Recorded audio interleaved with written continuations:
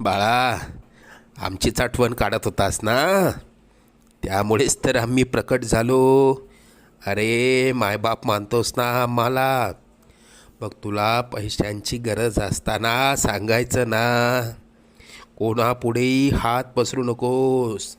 लोक 2-4 हजारांची मदत करतीलही, पण तुझ्या मागे सर्वांना तुझी मजबुरी हसत सांगतील.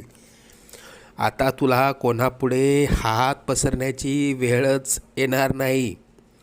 तू आजपर्यंत भरपूर दुःख सहन केलंस. लवकरच तुझ्या रडक्या भाग्यात सुखाचे दिवस येतील. तुझ्या मनात असलेली इच्छा पूर्ण होऊन अक्कलकोटला पेढे घेऊन येणं होईल.